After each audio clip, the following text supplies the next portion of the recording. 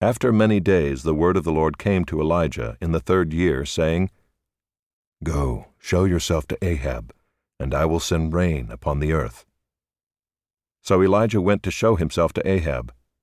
Now the famine was severe in Samaria, and Ahab called Obadiah, who was over the household. Now Obadiah feared the Lord greatly, and when Jezebel cut off the prophets of the Lord, Obadiah took 100 prophets and hid them by 50s in a cave and fed them with bread and water. And Ahab said to Obadiah, "Go through the land to all the springs of water and to all the valleys. Perhaps we may find grass and save the horses and mules alive, and not lose some of the animals." So they divided the land between them to pass through it. Ahab went in one direction by himself, and Obadiah went in another direction by himself. And as Obadiah was on the way, behold, Elijah met him. And Obadiah recognized him and fell on his face and said, "Is it you, my lord Elijah?" And he answered him, "It is I. Go tell your lord, behold, Elijah is here." And he said, "How have I sinned that you would give your servant into the hand of Ahab to kill me? As the Lord your God lives, there is no nation or kingdom where my lord has not sent to seek you." And when they would say, "He is not here," he would take an oath of the kingdom or nation that they had not found you. And now you say, "Go tell your lord, behold, Elijah is here." And as soon as I have gone from you, the Spirit of the Lord will carry you I know not where. And so when I come and tell Ahab and he cannot find you, he will kill me, although I your servant have feared the Lord from my youth. Has it not been told my lord what I did when Jezebel killed the prophets of the Lord? How I hid 100 men of the Lord's prophets by 50s in a cave, and fed them with bread and water? And now you say, "Go tell your lord, behold, Elijah is here, and he will kill me."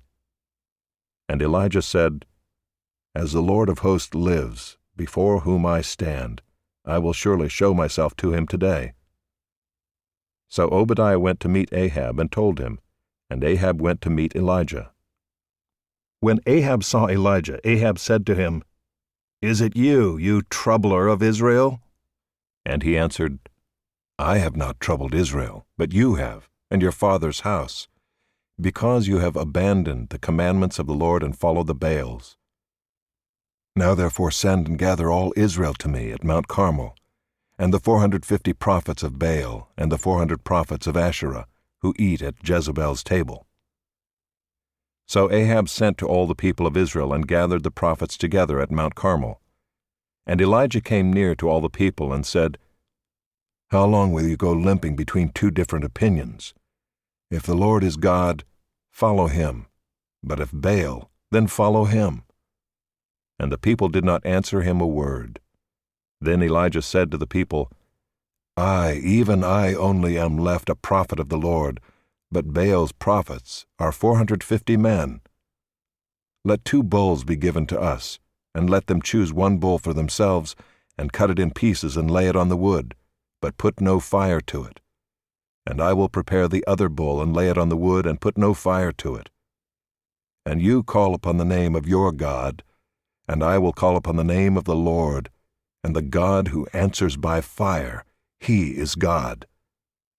And all the people answered, "It is well spoken." Then Elijah said to the prophets of Baal, "Choose for yourselves 1 bull and prepare it first, for you are many, and call upon the name of your God, but put no fire to it." And they took the bull that was given them, and they prepared it and called upon the name of Baal from morning until noon, saying, "O Baal, answer us." But there was no voice, and no one answered. And they limped around the altar that they had made. And at noon Elijah mocked them, saying, "Cry aloud, for he is a god. Either he is musing, or he is relieving himself, or he is on a journey, or perhaps he is asleep and must be awakened." And they cried aloud and cut themselves after their custom with swords and lances, until the blood gushed out upon them. And as midday passed, they raved on until the time of the offering of the oblation, but there was no voice. No one answered, no one paid attention. Then Elijah said to all the people, "Come near to me." And all the people came near to him, And he repaired the altar of the Lord that had been thrown down. Elijah took 12 stones, according to the number of the tribes of the sons of Jacob, to whom the word of the Lord came, saying, Israel shall be your name. And with the stones he built an altar in the name of the Lord. And he made a trench about the altar, as great as would contain 2 seahs of seed.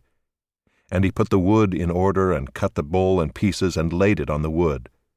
And he said, Fill 4 jars with water, and pour it on the burnt offering and on the wood. And he said, Do it a second time. And they did it a second time. And he said, Do it a third time. And they did it a third time. And the water ran around the altar, and filled the trench also with water. And at the time of the offering of the oblation, Elijah the prophet came near and said, O Lord God of Abraham, Isaac, and Israel, let it be known this day that you are God in Israel, and that I am your servant, and that I have done all these things at your word.